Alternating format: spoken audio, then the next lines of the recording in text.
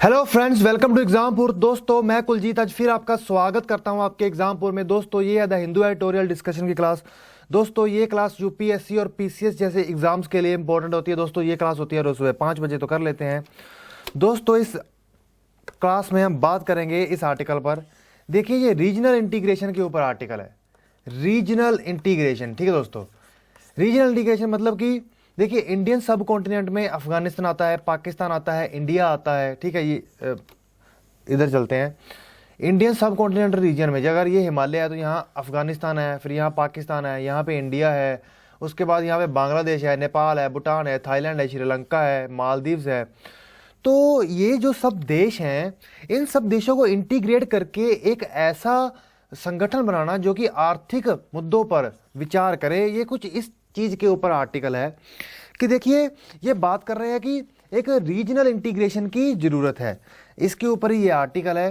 किस प्रकार होगी देखिए यहाँ पे वो कह रहे हैं कि देखिए हमारे पास सार्क जैसी ऑर्गेनाइजेशन है, south Asian association for regional cooperation, ठीक है। आरसेप जैसी ऑर्गेनाइजेशन थी जिसमें हम बाहर हो गए, जो कि एशियान लेड थी।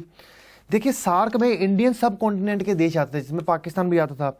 लेकिन जैसा कि आपको पता है कि पाकिस्तान और इंडिया में कई मुद्दों से तनाव चल रहा है। उन तनाव के चलते इंडिया सार्क के ऊपर काम नहीं कर रहा। हालांकि जो सार्क जैसे संगठन का उद्देश्य था कि जो भी बायलैटरल इश्यूज थे उसको साइड पे रख के इकोनॉमिक इंटीग्रेशन को बढ़ावा देने के थे, ठीक है दोस्तों। अब इसी के ऊपर आर्टिकल है तो करते हैं। वो कह रहे हैं कि देखिए इंडिया ने जब सार्क के साथ जब एक समय आया, इंडिया ने अपने सारे के सारी कन्वर्सेशन को शट डाउन कर दिया सार्क में, और इंडिया एशिया लेड आरसेप से भी बाहर आया, तो फॉर्मर श्रीलंका के प्राइम मिनिस्टर रानिल ने कहा कि जरूरत है रीजनल इकोनॉमिक इंटीग्रेशन की, मतलब कि इस पूरे के पूरे रीजन को आपस में जोड़ दे जाए आर्थिक तौर पर, ठीक है दोस्तों। तो यहाँ पे वो कह रहे हैं इंडिया और पाकिस्तान के जो डायलॉग है उसको केयरफुली स्टडी करना चाहिए न्यू दिल्ली को। तो न्यू द हिंदू के साथ बात करते हुए लास्ट वीक उन्होंने कहा है कि देखिए बहुत सारे सजेशंस हैं।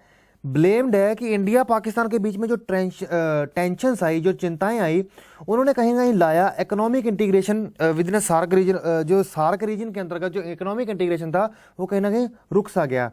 एक्सप्लेन करते हैं कि देखिए जो ओरिजिनल पर्पस था साउथ एशिया ग्रुपिंग का वो ये था कि बिल्ड किया जाए एक ऐसा प्लेटफॉर्म जहां पर बायलैटरल इश्यूज को साइड में रख के रीजनल ग्रोथ के इंटरेस्ट के ऊपर हम ध्यान देंगे कि रीजन पूरा का पूरा ऊपर जाए, ठीक है, आर्थिक तौर पर।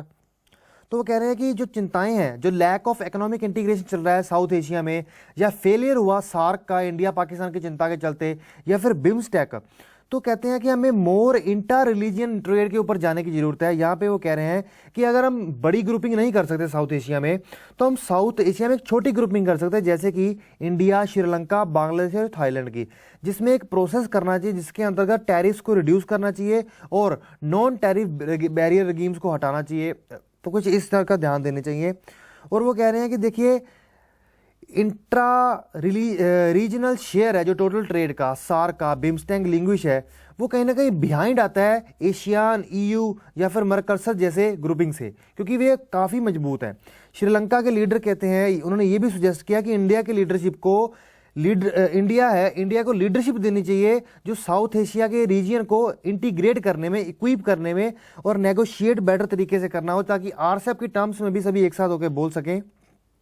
आगे वो बात करते हैं कि देखिए मोदी गवर्नमेंट की जो प्रोजेक्ट पॉलिसीज चल रही हैं, ठीक है दोस्तों, जो ट्रेजेक्ट्री है इंटरनेशनल सिनेरियो को लेके, ठीक है दोस्तों, तो लगता नहीं है कि वो इन सजेशंस को मानेंगे। ये आर्टिकल लिखने वाले ने कहा है कि गवर्नमेंट को जरूरत है क्लियर होने की टॉक्स विद पाकिस्तान पे लेकर और सार्क समिट में लेकर। और वो कहते हैं कि सेकंड तौर पे उन्होंने कहा है कि गवर्नमेंट जो कि प्रोटेक्शनिस्ट टर्न लेती है मल्टीलेटरल ट्रेड पैक्स के ऊपर, रिले करती है ज़्यादा डायरेक्ट बायलैटरल डील्स के ऊपर जो कि कंट्रीज के साथ होगी, रादर देन ओवरआर्किंग वंस, ठीक है दोस्तों। अब देखिए इसमें कोई शक नहीं है कि गवर्नमेंट कहता है कि देखिए जो गवर्नमेंट का टर्न है प्रोटेक्शनिस्ट टर्न है। क्या हुआ है, हम एशियान की आरसेप से बाहर आए, ठीक है, या बहुत सारे से आए, तो क्या हुआ कि हमने जो हमारे देश भारत की अर्थव्यवस्था थी उसको कहीं ना कहीं हमने प्रोटेक्शनिस्ट कर दिया। ये भी नहीं आ सकता, ये भी नहीं आ सकता, हम ये पैक्ट नहीं करें तो ये भी नहीं आ सकता, अगर आएगा तो ये कर लगेगा, इस प्रकार का कर लगेगा, तो प्रोटेक्शन कर दिया है मैंने अपनी इकोनॉमी के लिए। तो ये प्रोटेक्शनिस्ट टर्न था, ठीक है। जो कि मल्टीलेटरल ट्रेड पैक्स पर आया, जो कि रिलाई करता है, जैसे कि हमने बात की।